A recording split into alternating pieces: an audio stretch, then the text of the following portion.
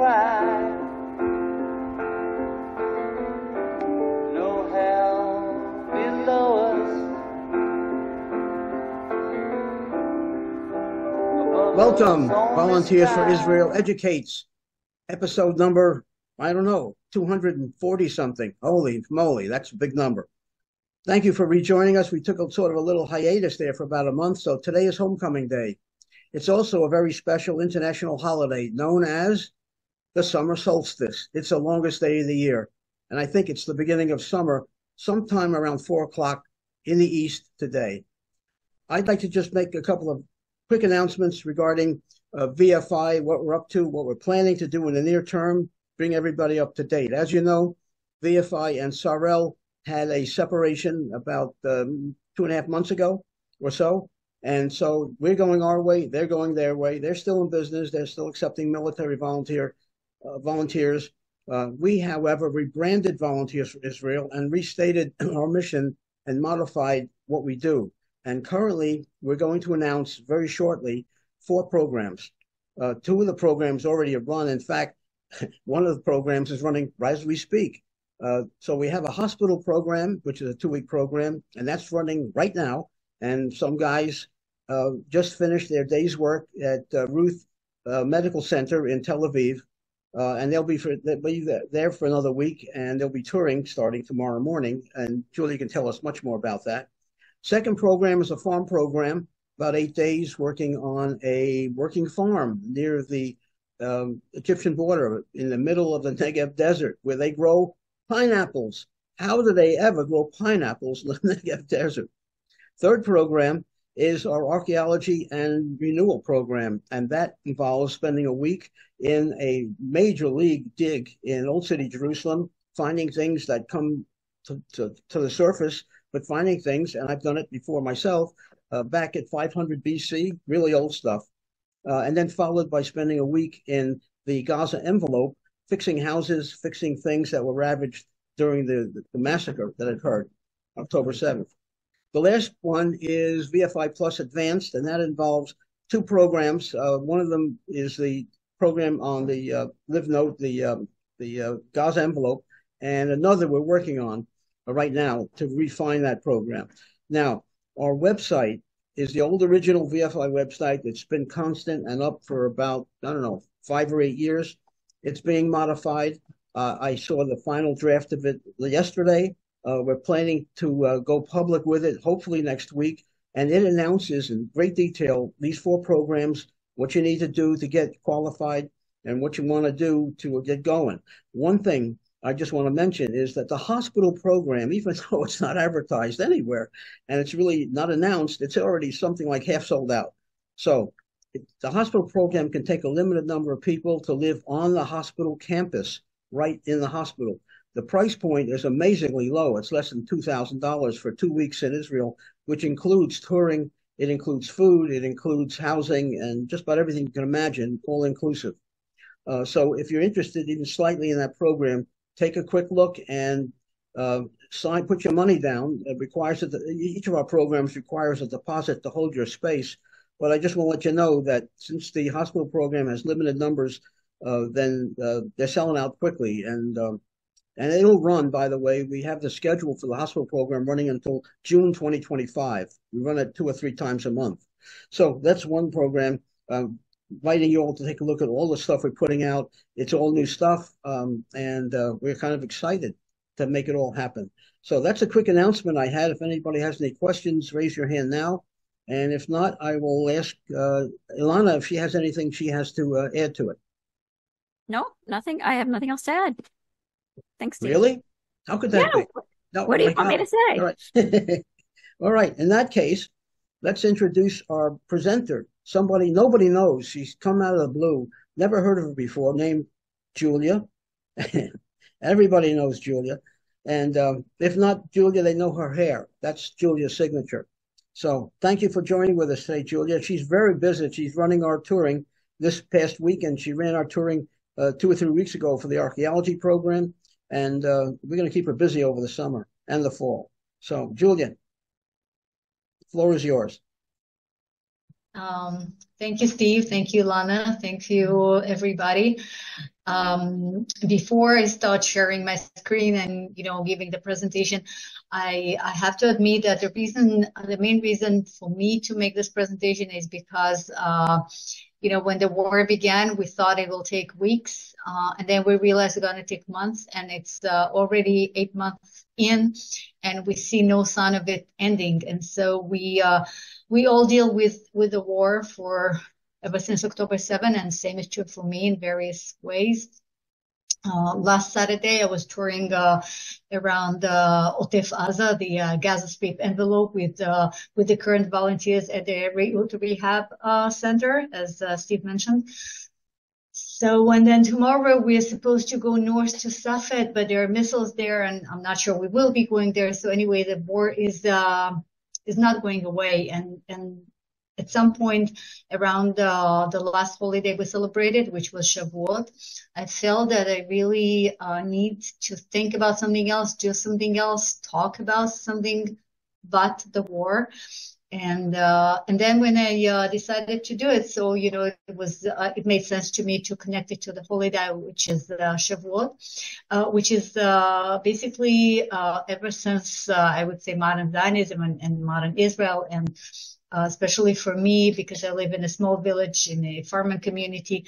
So Shavuot is primarily a farming holiday. We're talking about young children and new crops, and we are very much focused on this agriculture part of our life and the significance of the holiday.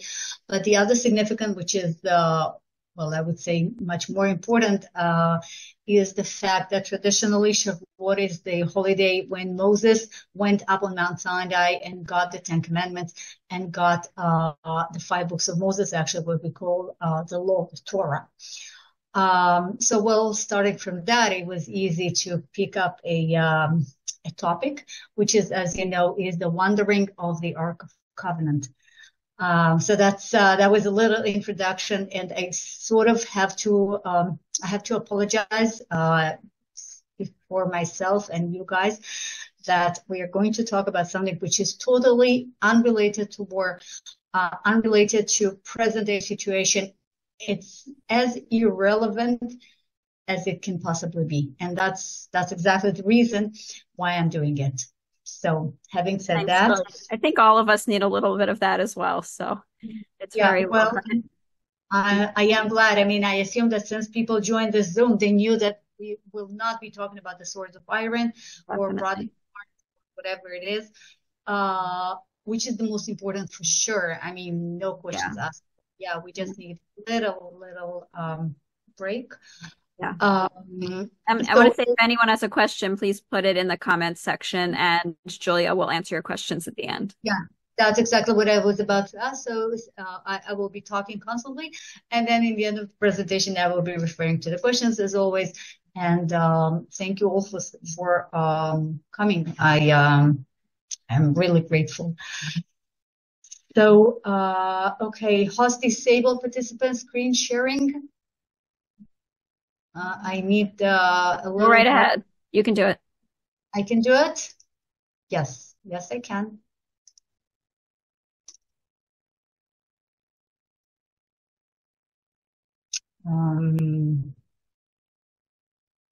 Okay.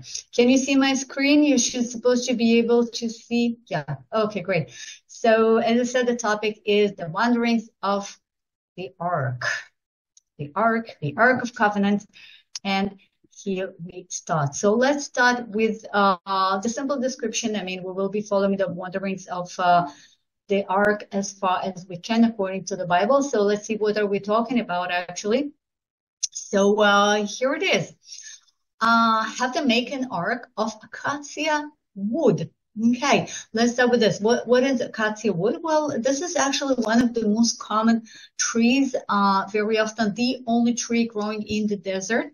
I mean, nowadays we have eucalyptuses, but let's not talk about eucalyptuses because obviously there were no eucalyptuses back then in the biblical times. So acacia wood. So that's actually the cheapest wood and also the simplest, not the funniest, but the only one available. And then we have all sorts of midrashim, the sages talking about the fact that because it's an acacia wood, and this is something everybody can get, so everybody can participate in a way in the construction of the Ark of Covenant and later in the construction of the temple. So that actually contributes to the unity of the people of Israel, which is, well, back to reality, something we keep talking about, and we really desperately need this unity symbolized by acacia wood. So the ark was made of acacia wood, 2.5 cubits long, a cubit and half wide, and then, well, acacia wood is great, but that's not enough because we're talking about the holy ark. We're talking about God, and God needs the most pricey and the most beautiful and the rarest, which is, of course, the pure gold. So it's overlaid with pure gold inside and out, and you should make a gold molding around it. This is a very interesting thing. I will be a little bit referring to the translation, and sometimes things are lost in translation. So this is just a little example. It's not that important, but it's an example. So molding, what is the molding in Hebrew? I mean, in Hebrew language, in the Hebrew Bible. So the word is kaporet. And kaporet comes from the word kfor, and kfor means frost.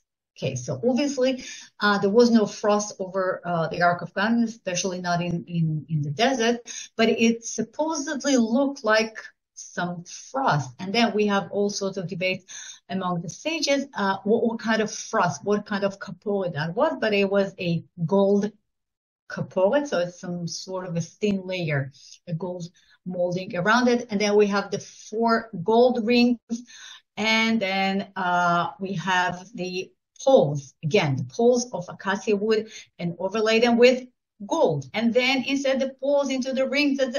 Okay, we have the whole thing, which we actually saw before. Okay, that's the bottom line. This is more or less what it looked like.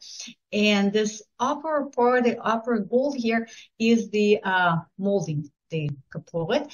And then up on top, we have these, well, we don't really know what these are, but they are called the kerubim or the koruvim. In Hebrew, some sort of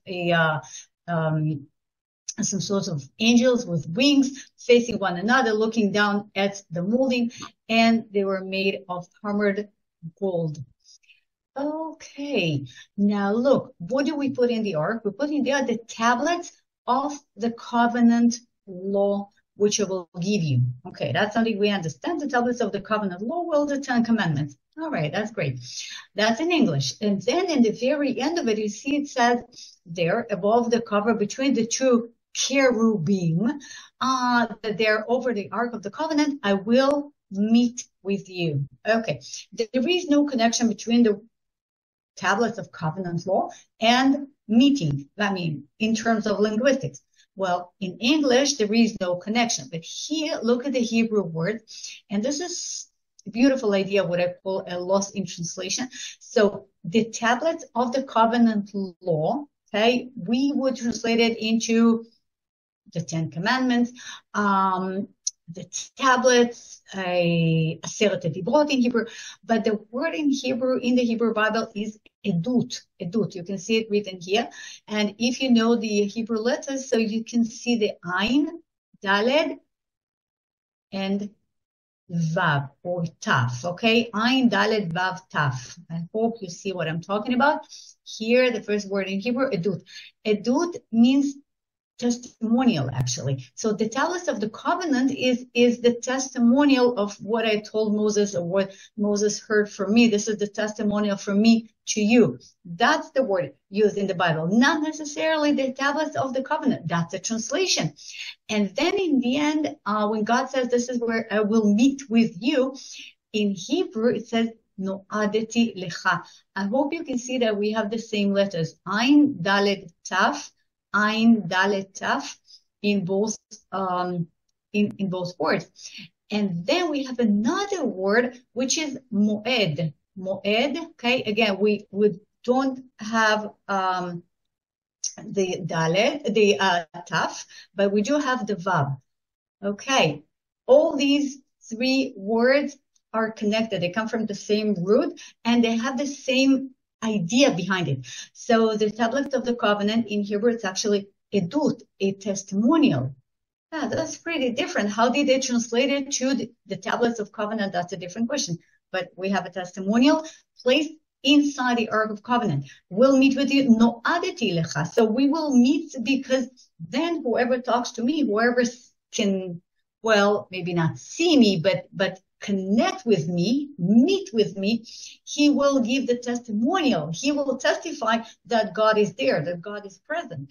And then the last word, moed, the tabernacle, this big tent where the Ark of Covenant was placed inside, is in Hebrew called ohel moed, the tent of meeting, because this is where the priest would meet with the God. They will noadim. Moed is also a special day. One of the words in Hebrew for holy day is moed. So it's all about testimonials. It's all about, I can tell you that God is there because I saw him, I talked to him, and I celebrated the holy day dedicated to God. Okay, the whole thing in Hebrew works beautifully. I mean, it goes without telling because I can see it as I read Hebrew. But, you know, it took me a long while to explain what I'm trying to say, and I'm not even sure you understood because the whole thing is lost in translation. Bottom line, you'd better learn Hebrew and read the Hebrew Bible in Hebrew. But I know that it's really difficult. And I have to admit that the Hebrew Bible is so difficult to read sometimes that even myself being a native Hebrew speaker, sometimes I look at the Russian translation of the Bible to see what they actually meant, and then I can correct. Anyway, but it's so much more beautiful in the Bible, in Hebrews or in Hebrew Bible. And then it also adds to another complexity of the story, because when I read in Hebrew, the tablets of the covenant law are placed in the Ark of Covenant. Okay, that's simple.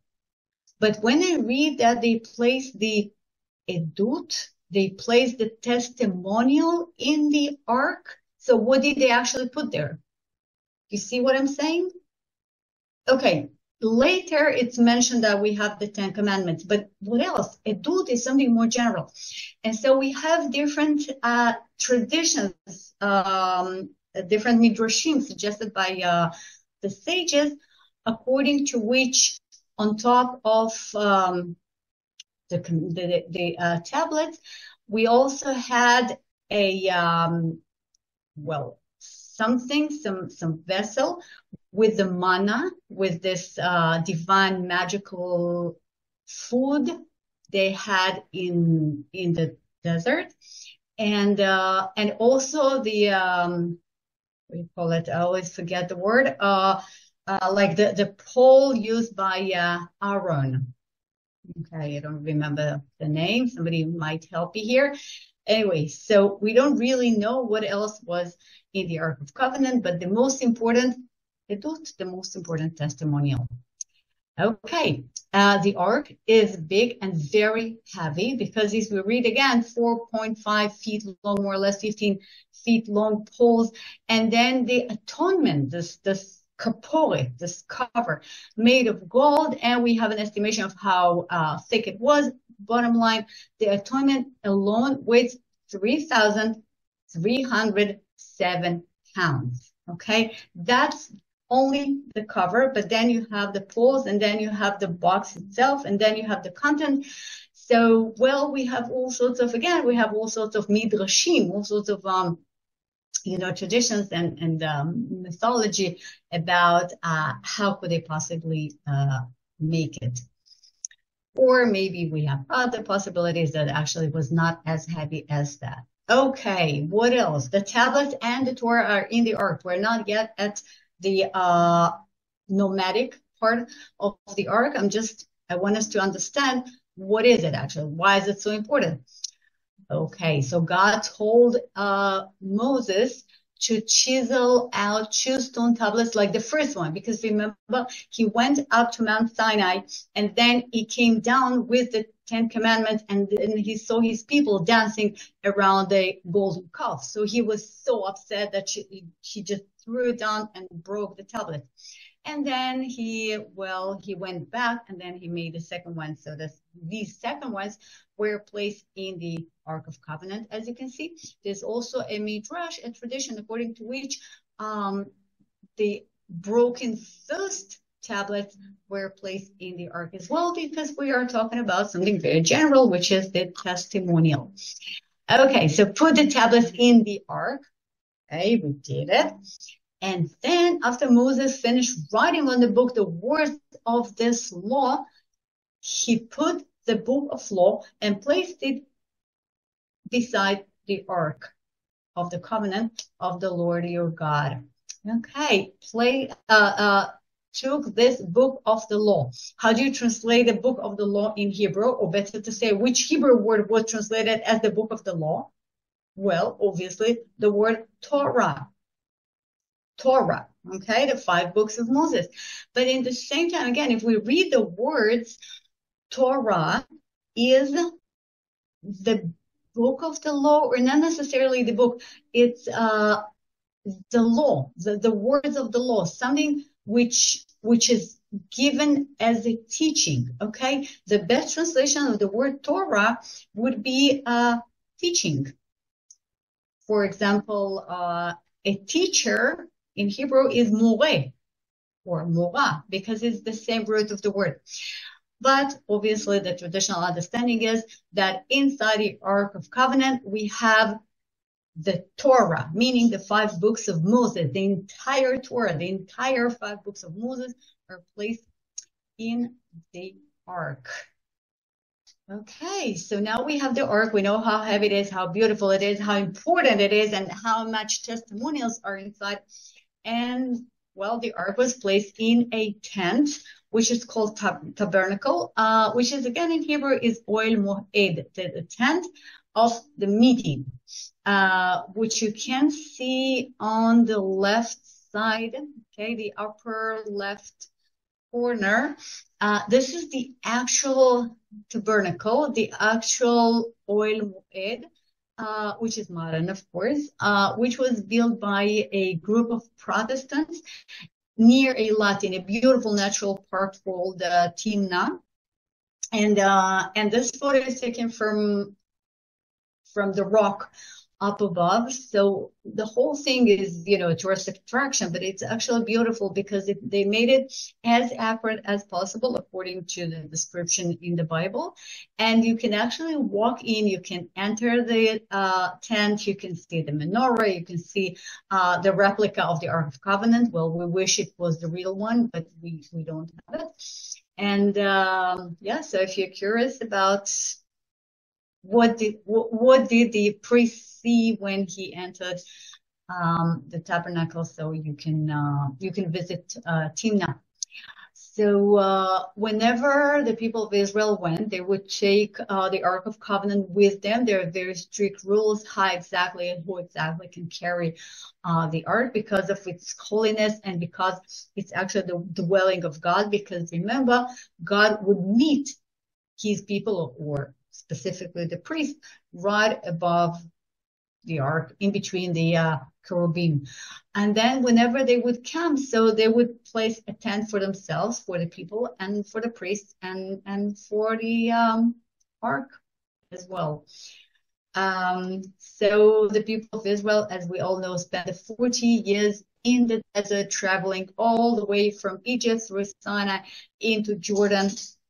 And eventually they made it to River Jordan, coming from the east side. So what you see on this map here is a very general map, of course, but you can see the Sea of Galilee up here. This is where I will be going tomorrow. And then down below you can see the Dead Sea. It doesn't look this way any longer. It's actually shrinked a great deal, but this is what it looked like pretty, more or less in the ancient times. And in between the lake and the sea, we have the Jordan Valley, and we have River Jordan, which is the river connecting them, of course. So, well, now the people of Israel are coming from the east, and they're approaching this spot, which you can see it says the crossing. Yeah, well, let's read the words, because now the Ark of Covenant is entering the promised land, which is so important. And it came to pass when the people removed from their tents to pass over Jordan, the priests bearing the Ark of the Covenant before the people. And as they that bear the ark were come unto Jordan, and the feet of the priests that bear the ark were dipped in the brim of the water, that the water which came down from above stood and rose up upon and heaped very far from the city Adam, that is beside Sartan, and were cut off. And the people passed over wide against Jericho. And the priests that bear the ark of the covenant of the Lord stood firm on dry ground in the midst of Jordan, and all the Israelites passed over on dry ground until all the people were passed clean over Jordan. Well, very beautiful description. We have different, scientific explanation. How did it happen? I'll not get into it, but I do want you to look at the names, the city Adam, that is beside Sartan. So Adam and Sartan are, okay, it is, Adam is marked here on the map. It's about 10, 15 or so miles north from what is believed to be the location of the crossing.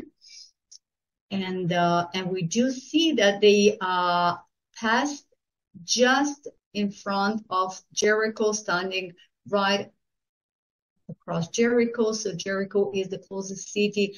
We can't actually see it from the traditional point of the crossing, but it's really nearby. The first city they had to attack, this city they had to take over. Well, this is a description, okay? Very similar to the way the water stood when they left Egypt, but that was the Red Sea, and here we see River Jordan, and the priests are carrying the Ark of Covenant with the presence of God. What you see now, these two photos are two actual present-day bridges, which are to be found in Israel. The photo on the left I took myself, the other one I found in the internet, but these are two of the traditional bridges which were used by Jordanians, by the Brits, in order to cross River Jordan. So the one on the right, this is the bridge of Adam across the river. It was used till 1967, and then after the peace agreement with Jordan in 94, it was reused for a little while, and then it was abandoned. So now there is a bridge there, but there is no checkpoint. But this is the one which is actually located right next to a tell, right next to an archaeological site, which is located on the Jordanian side of the river, which is identified with the city of Adam. The modern Jordanian name is Damia. So the bridge is Damia Bridge in Arabic. And the other one is the Abdullah Bridge, which is on the upper left corner. And this bridge was ruined during the 1967 war, the 6-Day War. And this one is located very close to Jericho, very close to the crossing of River Jordan.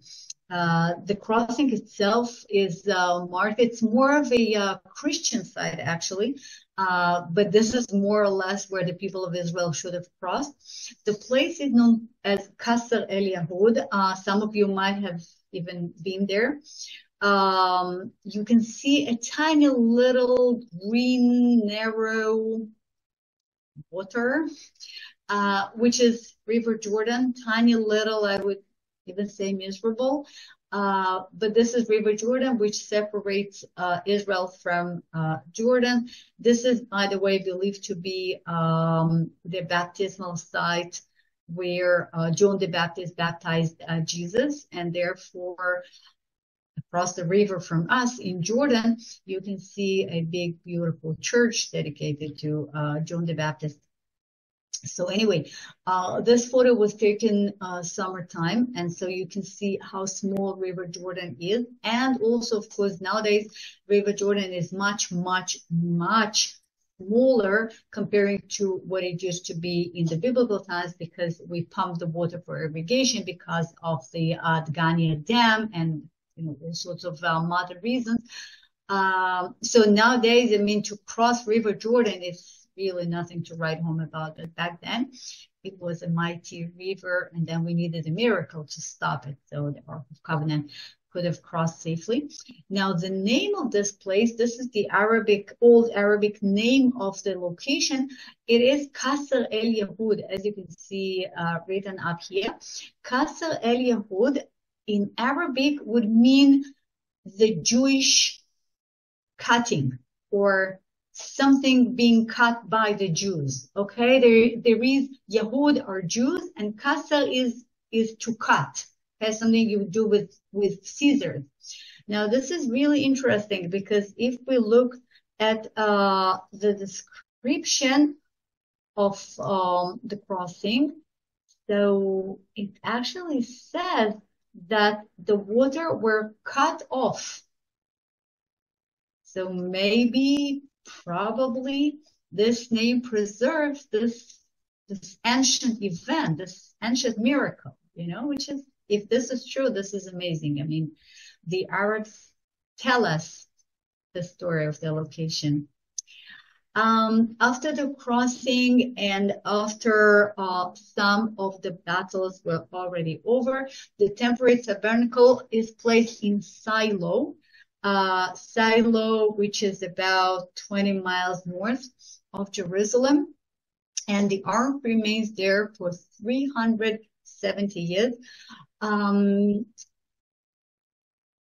Shiloh, there is modern Shiloh, a settlement called Shiloh up on a hill, and then down below we have the archaeological site, which is called Shiloh, or ancient Shiloh. It is really amazing and moving, and I will be sharing just a little bit in a little while, but I really like this place, and we actually had a Zoom about Shiloh and Mount Ebal in the past, but very, very few people come to visit the place, because unfortunately it's located, we are talking about a settlement, we are talking about north of Jerusalem, which is very problematic in terms of security, and especially today. So the volunteers will not be visiting the Shiloh, at least not with me, but otherwise I would really recommend. So this is what the entrance to Shiloh looks like.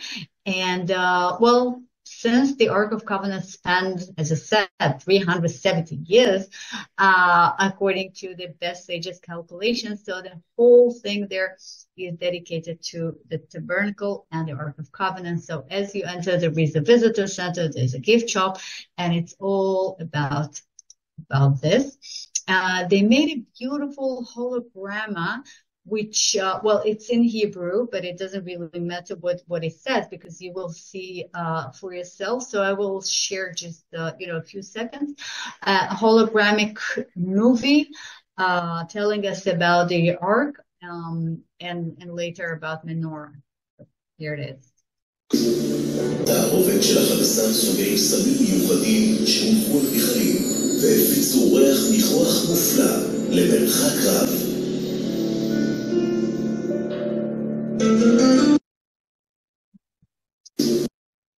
Okay, and the second one. זהב טהור ומעוטרת כפתורים, פרחים וגביעים משוקדים. בקצה כל קנה היה נר, של תוכו יצאו שמן זית זך. מאז ועד היום הפכה המנורה לאחד מסמליו של העם היהודי.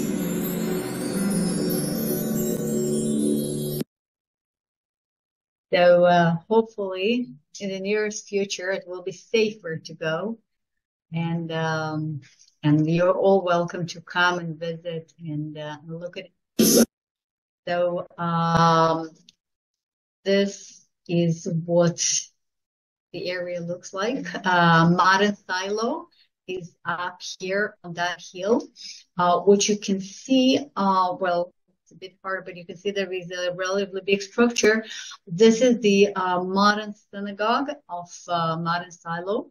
And this synagogue is all made to resemble the temple. So it's actually very interesting to visit the synagogue because it's almost as if you are coming to the temple, but that's a different story. So this is the modern settlement overlooking ancient Silo, and just to share a few more photos of what it looks like.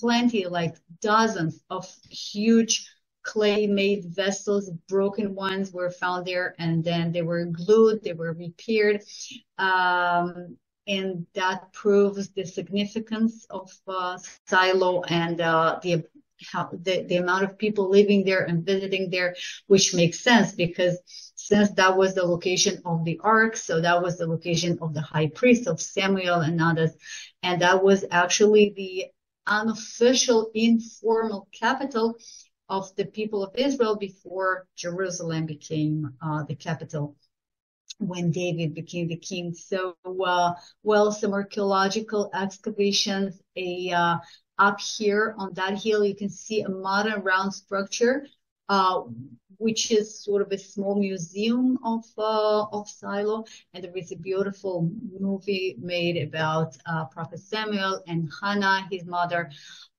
praying to God to give her a son. So that's another beautiful, visitor center. And here you can see the mosaic, which was found in a Byzantine period church, which was excavated here. And that mosaic has the name Silo. Okay, it's a bit, it's a combination of Greek letters and Latin letters, which was very common to this period of time, but it definitely reads Silo. So, quite often in archaeological sites, we're not sure which one is it. Maybe it's identified with this and maybe with that. But in that case, thanks to the mosaic of a church, we know that this is Silo. And we read in the Bible that this is where the ark was placed. So we're sure positive that this is part of the wanderings of the ark. So we keep walking around the ancient Silo. We see some structures, we see some walls, which belong to the Second Temple period, though, but still very impressive. And then at some point, we make it to here, okay? You can see now more of modern Silo. You can see once again the synagogue up on top. And then you can see a bare, flat, empty, large area, okay, which is very flat. I mean, obviously artificially flat. There is nothing there. And, maybe, possibly, this was the exact location of the tabernacle, because if we think of it, I mean, we really want to find the tabernacle, but we can't because the tabernacle is actually a tent, and obviously nothing can be left of a tent like a couple of thousands of years ago. I mean, there's nothing left the minute you disassemble? No, take the tent away. So maybe this is where the Ark of Covenant spent most of its years. Just the other way, Silo is really crucial. Just to mention a few crucial events which took place in Silo: Hannah's prayer and Prophet Samuel, and the tribes got their plots. So, we quite often we are talking about the land of Benjamin, the land of Judah, I live in a small village, which is part of the district council, which is called Menashe, because this is where Menashe, the tribe of Menashe, used to settle. And then we know Dan up in the north, unfortunately, off limits because of Hezbollah. But anyway, I mean, very often we are talking about the plots of the tribe and where did it all happen? I mean, how come they have their plots here and not there? Well, because in Shiloh, they drew the lots and decided who will dwell where. And in present day Israel, you drive down the road and you see the symbol of the tribe of Benjamin down the road, because this is where Benjamin used to settle. We have the Philistines. We have the Philistines. That's a different linguistic issue, but let's put it aside. Okay, the Philistines, we constantly have confrontation with them. We constantly have the battles. And then the Ark of Covenant is taken by the Philistines in one of the battles, the worst battle ever, one of the worst ever, the Battle of Ebenezer. Now, see, in English, Ebenezer, it looks like a name, right? Yeah, Ebenezer, why not? I know a guy named Ebenezer. Well, actually, in reality, in Hebrew, it's Even Ha'ezer, okay? What does it mean, Even Ha'ezer? Even is a stone or rock. Ezer means help or aid. Okay, so it's not Ebenezer. It's not a name of a place or a person. It's Even Ha'ezer. It's the stone of help. That's interesting. Okay, so we actually have another stone of help mentioned in the Bible elsewhere, having nothing to do with us now, but very interesting. What is the stone of help? We don't know. Maybe it was some sort of a magical location. Maybe it was some sort of a worship location, even pre-Israelite period. We don't know. Or maybe it was the name of a place, but I don't think so. Anyway, there was a battle of Even Ha'ezer, and we see that the Israelites pitched besides Even Ha'ezer, and the Philistines pitched in Afek, which is a beautiful national park today. I was visiting the day after tomorrow. And then the Philistines fought, and they won the battle, and the Ark of God was taken. The Ark of God was taken, and the two sons of Eli, Hophni and Pinchas, were slain as well. And then Eli, the high priest in Shiloh, passed away when he heard the news. So what you see on the photos here, this is what some archaeologists believe the location of Even Ha'ezer used to be. So we have to imagine that somewhere in this forest, somewhere by these walls of a community which existed here some 3,000 years ago. So this is where the Israel army pitched their tents as preparation for the battle. And somewhere around here, they kept the Ark of Covenant. So the Ark of Covenant will help them win the battle. The modern Arabic name of the place is Betzalta, because there was a village called Tzalta till 1948. And the buildings you can see at the back of the central photo. This is some offices, and this is the industrial zone of a modern city called Rosh Ha'ain, which is not far from Petah Tikva, not very far from Tel Aviv, in the center of the country. Okay, so well, unfortunately, the Philistines won the battle. They killed so many people, not just Hophni and Pinchas, the sons of Eli, and they took the ark with them as the hostage. Reality. The Philistines took the ark of God and brought it from Ebenezer into Ashdod. So they placed it in the temple of Dagon. Dagon is the idol, the Philistine god of farming, of fertility, of grain. So Dagon is the name of a god, and grain in Hebrew is Dagan.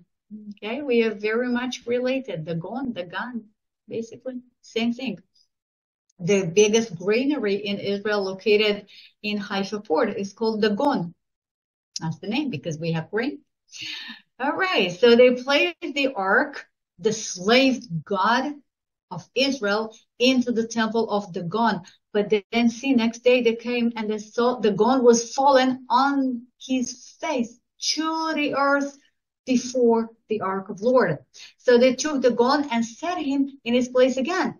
But then they came next day, and this time it was even worse because Dagon was fallen on his face on the ground, and it was actually broken.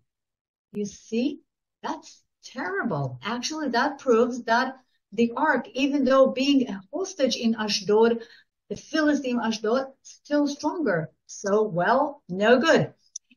But the hand of the Lord was heavy upon them in Ashdod, and he destroyed them and smote them with emeralds. Okay, that's interesting. Emerald. I'm not sure you know what emeralds are, because this is, I don't know how often you use this word. So actually in modern language, that's hemorrhoids. Okay, very nasty thing you might have in your butt. Even Ashdod and the coast thereof. And when the men of Ashdod saw that it was so, they said, the ark of the God of Israel shall not abide with us. Okay, basically we don't want it. Okay, too much trouble. We don't want to have hemorrhoids. Well, I can see why. Okay, so what do you do next? So then the ark wandered from one Philistine city to the other, causing troubles, diseases. Okay, let's send the ark to Gath. You know, we have 5 Philistine cities. One of them is Ashdod. That's where it started. Now it moves to Gath. Gath is identified with a beautiful, huge archaeological site, which is a national park called Tel Tzafit, near Kibbutz Kfar Menachem, which is not very far from Ashdod. I remember us having a presentation long ago by Professor Meir, who was the archaeologist in Tel Tzafit, and he's still digging. By the way, Gath is the homeland of Goliath. Okay, so now the Holy Ark is placed in Gath, but well, you know, it's not good, because the hand of the Lord was against the city with a very great destruction, and they smote the men of the city, both small and great, and they had emeralds in their secret parts. Okay, very bad. All right, what do you do next? Well, let's send it away. Okay, let's get rid of it. The next city to get the ark is Ekron. Okay, they sent the ark of God to Ekron, and it came to pass, and the ark of God came to Ekron. But the Ekronites cried out, saying, they have brought about the ark of God of Israel to us to slay us and our people. Nobody wants the ark. Ekron is identified at Tel Mikneh, near Kibbutz Revadim. Again, not very far from Ashdod and Ekron. It moves slightly east. So the Ekronites and the people of Ashdod and people of Gath, they don't want the ark. And I guess the people of Gaza and Ashkelon, which were the other 2 Philistine cities, didn't want it either. So they sent and gathered together all the lords, all the Philistines, and said, what do you think they said? What would you suggest?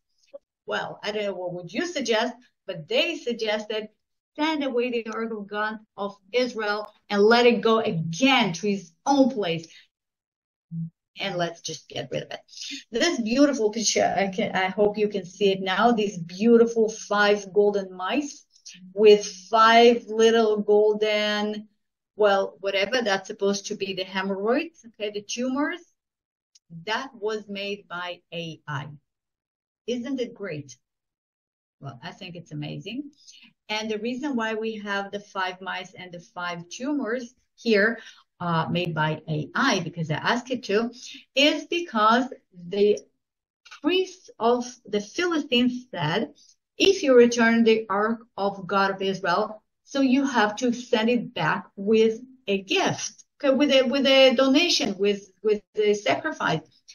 You have to send back 5 gold tumors and 5 gold rats, because the same plague had struck both you and your ruler. Make models of the tumor and the rats. Okay, so what kind of disease, what kind of a disaster could have involved rats or mice? Okay, actually in Hebrew it's mice and tumors. Does anybody know? Do we have any positions here? Well, that's pretty simple. This is bubonic plague. Okay, we have the bubonic plague. We have the dever in Hebrew, and that's exactly what you have when you have rodents around and you have tumors at your secret parts. So we know exactly what happened to them, and we can also understand how come this disaster was spread by the Ark of Covenant, because apparently it had some rats, some mice inside, science and theology. Okay, but they were still not 100% sure about it, so they wanted to test it for the very last time. So, okay, they made a new cart ready, and then they took cows, which have children, and then they took the calves away and penned them up. Take the ark of the Lord and put it on the cart and send it on its way. And then the cows went straight up towards Beit Shemesh. That's amazing. You see, they made the golden mice, they made the golden tumors, but they wanted to check. And you know what? As a mother, I mean, I'm sure we have mothers around here, fathers as well. No matter if you're a human mom or a cow mom, you will not walk away if your children cannot follow. And that was the test for God, if the cows will walk while the children are penned, so that's the will of God. And that's exactly what happened. Now, you see, it says the cows went straight up towards Beit Shemesh, keeping on the road and lowing all the way. We don't want to go. But we have to, we're forced because we carry the Ark of Covenant. Now, in English, keeping on the road, in Hebrew, instead of the word road, which might be derech, the Bible uses the word mesila. In modern Hebrew, mesila is a railway. In biblical Hebrew, mesila is whatever is long and straight. Okay, long and straight. Now, when you look at this aerial photo, that's from Google Earth, obviously. So you are looking for a long and pretty straight valley. Okay, here it is. This is the valley of Sorek, which connects, it directly connects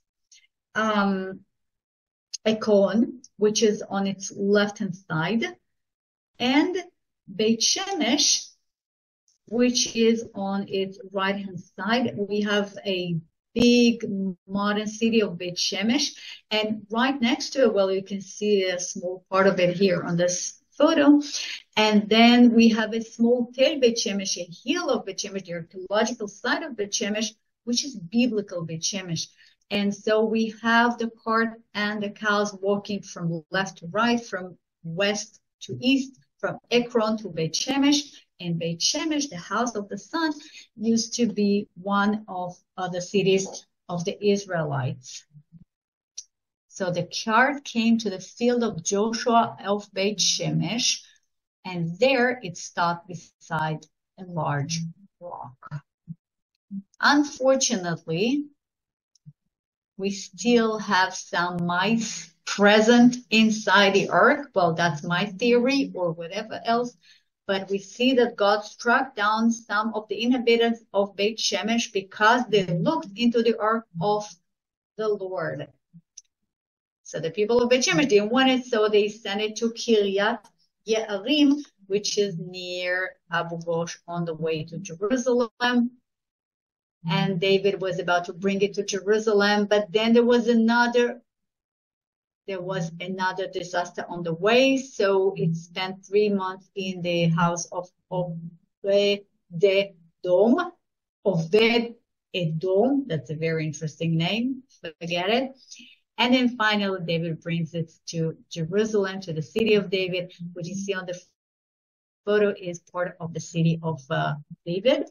And there's a story, beautiful, very natural, very true human story about Michal, the daughter of King Saul, the wife of David. She was looking through the window, and Michal saw King David leaping and dancing before the Lord, and she despised him in her heart.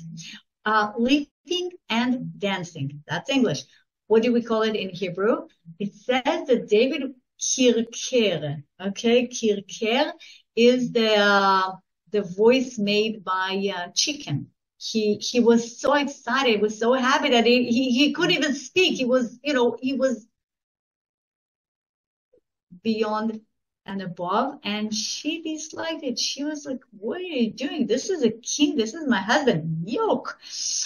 Okay, there's a famous Israeli song. You will not understand, but it's so famous and so funny looking. It's an old one. It's called Lama Tzachaka Michal. Why did Michal laughed? So let's listen for a minute. I hope it will work. The minutes. I don't know. Why doesn't it work? I'm not sure. Huh. Okay, maybe we shouldn't look at Michal laughing. I don't know. Okay, sorry about that. I don't know. Okay, some other time.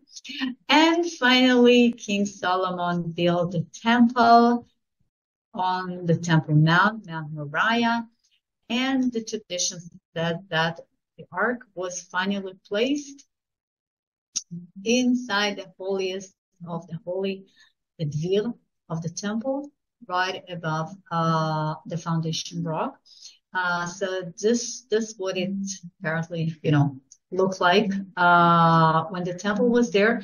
And today we have the Dome of the Rock with the Golden Dome. We all know, whoever been to Jerusalem is very familiar with the Dome of the Rock of the mosque, which is located right there on the foundation rock.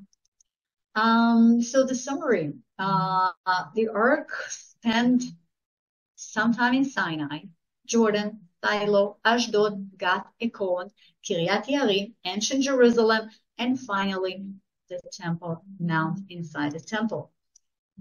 And the main question, of course, and where is it now? I mean, okay, we know where it was, but where is it? And obviously we don't know. We have all sorts of different theories. So just to mention a few, I would say these are the most common one. It was either lost during the Babylonian exile. I mean, maybe, people of Israel who were taken to the Babylonian exile took it with them and then it was lost. Or personally, I believe that it was taken by the Babylonians as they took over Jerusalem and ruined the temple. I mean, it was a big, heavy, precious object made of gold. So I believe they just used the gold for their needs, and so that was lost. But according to the other versions, other theories, as you can see, it was concealed by King Josiah or concealed just before the Babylonian invasion. So it was hidden somewhere in the land of Israel, and then we just lost the location, or maybe taken to Egypt before the destruction, or maybe, and that's the most famous maybe, and I'm the most commonly mentioned, just because it gives you a hope, because it's, according to this last version, we still have, I mean, the Ark of Covenant is still around. So it was taken to Ethiopia by Menelik, the son of King Solomon and Queen of Sheba, and it's located in a monastery called Axum in Ethiopia. And the last and final version, of course, and I guess you're familiar with this one, is the Indiana Jones version. So let us watch just a few seconds of it. Again, I hope I will be able to make it work. I don't know why.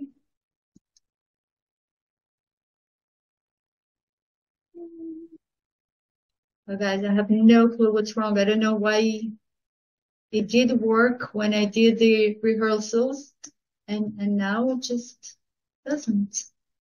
So sad. It's such a beautiful movie. Okay, gentlemen, I have nothing to say, and I don't even know how to get rid of the nothing I see in front of me now. Okay.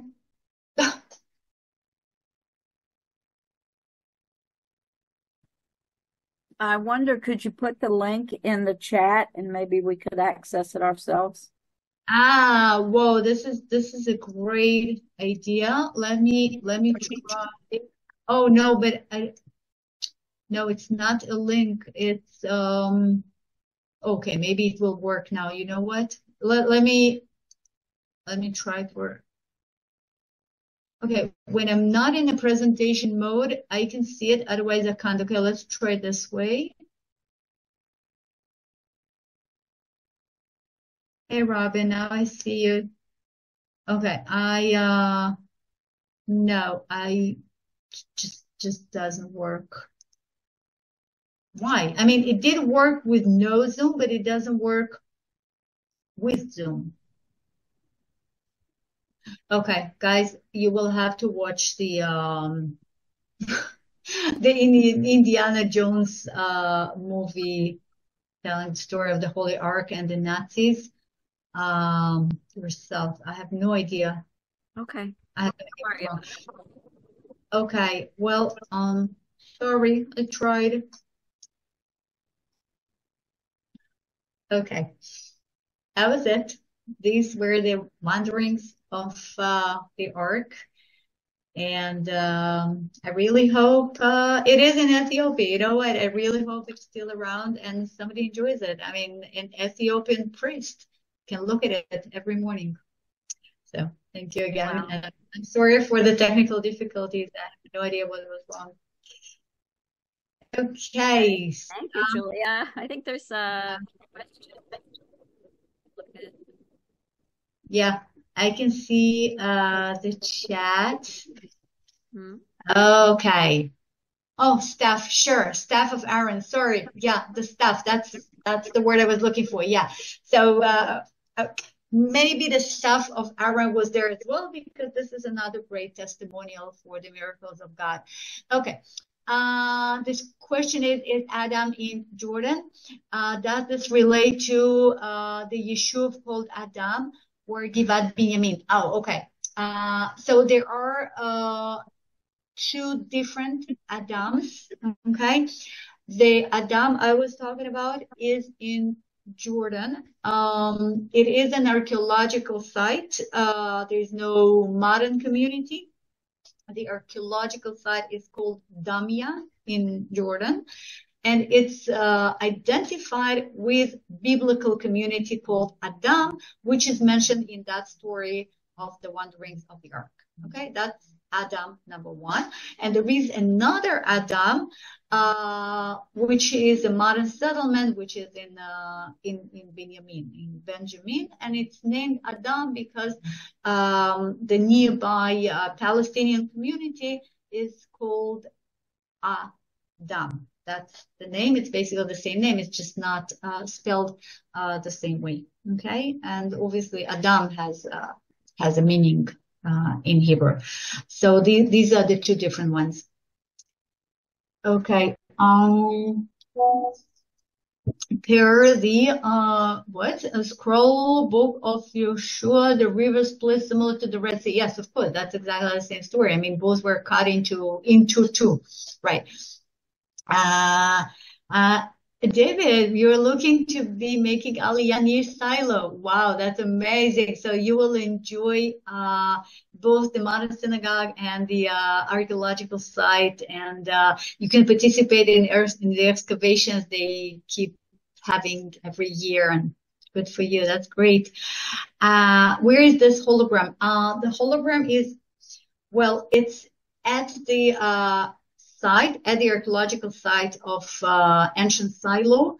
There is a visitor center where the shop is and the model of the tabernacle and stuff. And there is a nearby building which has the hologram inside. So if you ever make it to ancient Silo, so you won't miss it.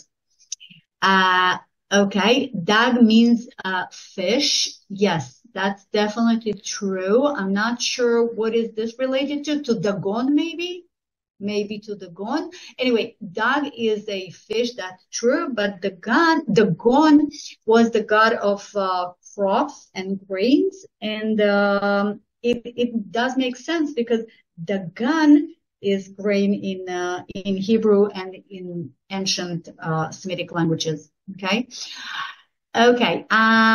Wasn't their god Dagon a big fish? No, not as far as I know. As far as I know, Dagon is only Dagon, but maybe I'm just not aware of it.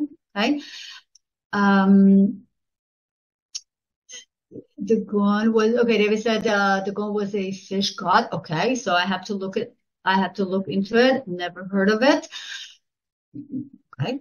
And surely the Dagon tribe who follow a star constellation is another possible connection. The Dagon tribe. Julian, are you talking about the Dagon tribe in Africa, in Central Africa? Is this the one you're talking about? Julian, if you're still here, I will be happy to. I'm not sure what are we talking about. Was this Beit Shemesh that we know today? Well, as I said, modern Beit Shemesh is a big city, and then at the outskirts of the big city, there is a relatively small hill, which is ancient Beit Shemesh. So I would say biblical Beit Shemesh is part of modern Beit Shemesh. But yeah, it's the same location, same area, and therefore the same name. And since the Tel Beit Shemesh, the ancient Beit Shemesh, was identified as biblical Beit Shemesh in the end of the 19th century. So yes, so the modern city was named after the biblical city because of the location of the site.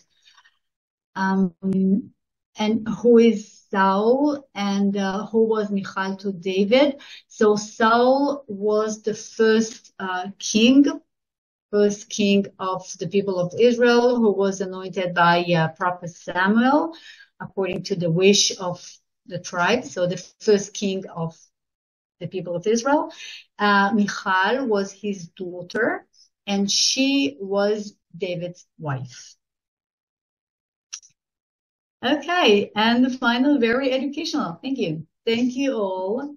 I think, oh no, we have more messages. Area 51 in the US.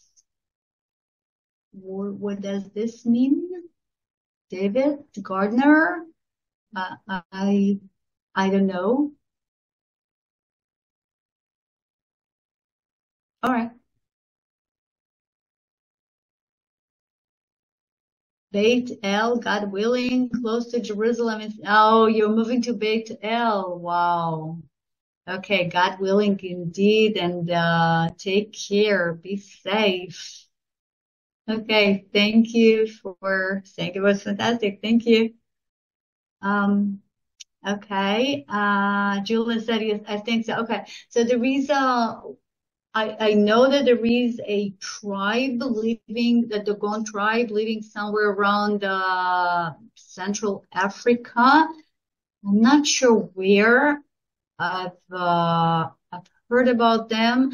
I know that they worship the Sirius constellation, but it's not clear when did they start it, and maybe even the whole connection between the people of Dogon and the Sirius and the star constellation started only after they were exposed to the Europeans. So maybe the Europeans scientists who were in touch with them told them the story, which was later adopted in their theology. But again, I don't know enough about it. Okay. Oh yeah, Robin, would you all announce the next week's VFI Educate program? Sure. So in a minute, and Harry says more about the Goan. Okay, it was represented by both grain and fish, symbols of fertility and multiplying. All right, amazing. Okay, thank you all guys, and Steve, all yours. Thank you so much. Oh, that was great to talk about something which is not war related, and now we are back to reality. Hey, listen, Steve, we're listening to you. Great show, Julia. Thank you for not using the rocket once. The word rocket. Great, super. Wow. So we really got an archaeological / biblical lesson today, and it was always a mystery of me. To me, what happened with all that. So thank you for your very lucid explanation.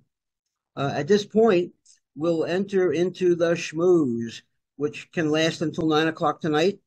And all topics are on the table. The only rules are that we have no rules, but you must be wearing shoes. That's it. So thank you again, Julia, for presentation. Next week, we have a live presentation as well. And we'll be putting out an email describing it in some detail. And it'll be based on an organization that started a Facebook page that focused on, of all things, volunteering in Israel. And we'll see how they came about and their experiences. It's a very well-known site, and I'm looking forward to hearing how they made it work for them. Are there any additional questions anybody has on any topic at this point? Just speak up, unmute.